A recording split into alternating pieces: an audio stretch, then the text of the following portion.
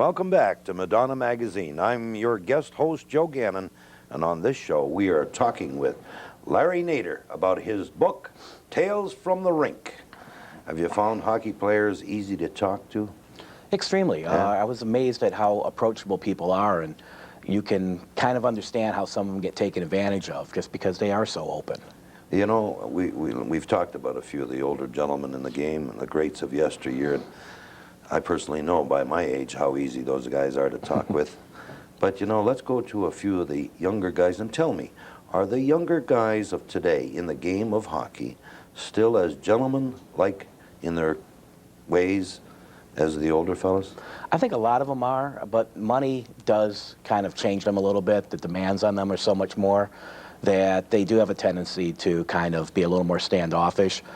But most of the guys that I've dealt with through interviewing with the Vipers as well as for the book have been very approachable, I feel. I've found in this world of sports figures, and believe me, I meet many of them as well, that the quality of the hockey player is still very much a gentleman.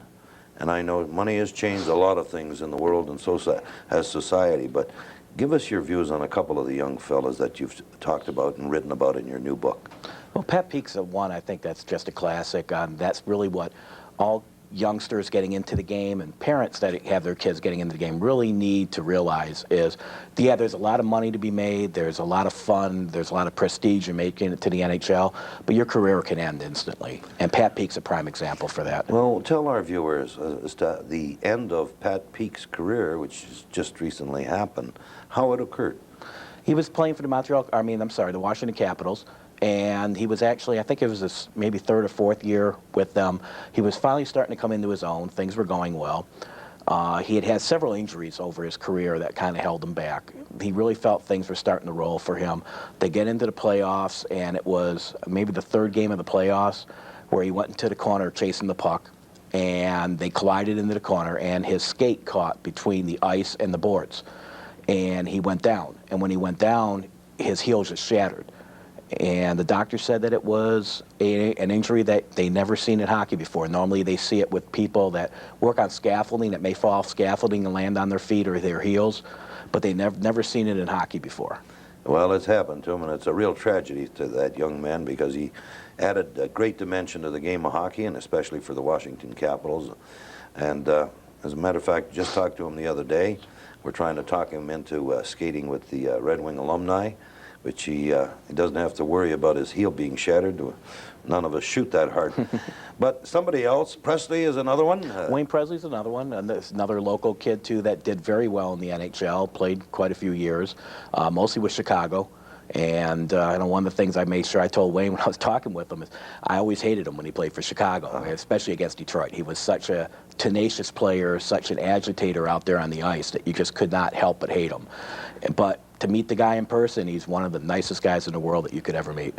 One of the nice young people living in the Northville area has just reconditioned one of those older historic homes, makes his home in Northville, and is doing very well. And I've skated with him a few times. He is extremely a nice man. Yeah, he is. Somebody else in that younger bracket there. Those are really probably the two young guys in there. After that would probably, players like Bill Barber's era would start falling into place. Bill Barber, Larry Johnston. And Johnny Ogrodnik. And Johnny Ogrodnik, yes. Yeah, Johnny kind of falls into the 80s in that whole category. Yeah. Johnny was another fantastic person to interview. He very approachable, very much in tune with, relating with fans and as well as remembering his career. Well, who do you consider to be the best hockey player of all time in your viewpoint? In my viewpoint, it's got to still be Gordie Howe. I mean, Gretzky's done a great job. Lemieux has done great. For Lemieux to come back and play like he has is fantastic. And you can't take anything away from Gretzky. But Gordie's era was so different. And it was such a two-way game. You had to protect yourself. You had to stick up for yourself. And Gordie could do almost everything on the ice.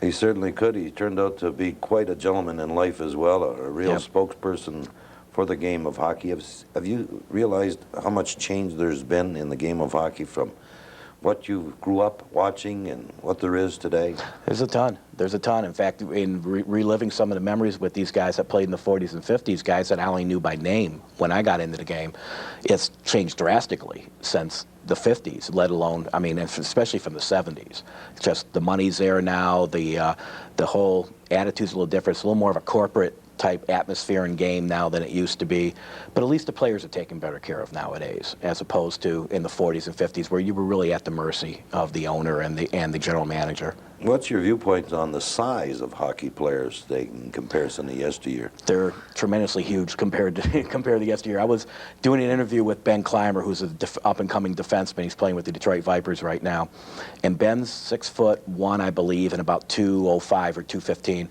And he was, when we were talking, he was saying about how he had to adapt his game now that he's come in the pros, that he can't go out and hit guys like he likes to do because he's too small.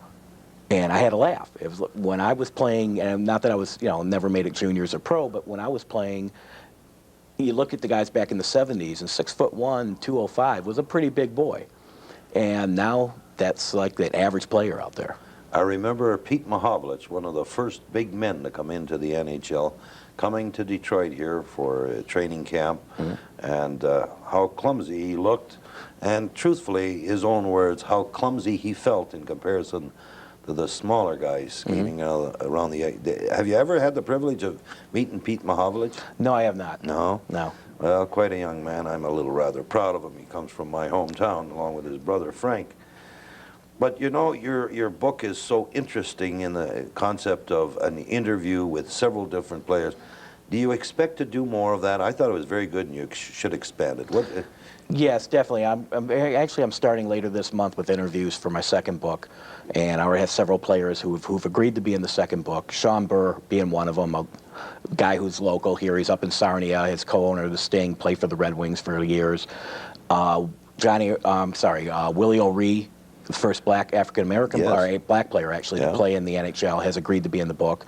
And Tony McKegney as well, who has agreed to be in the book. And Joe Kluke, who you're very familiar with, has also agreed. So there's going to be some good stories, I think, for the second book. Well, keep it super glue. We'll be right back with Larry Nader.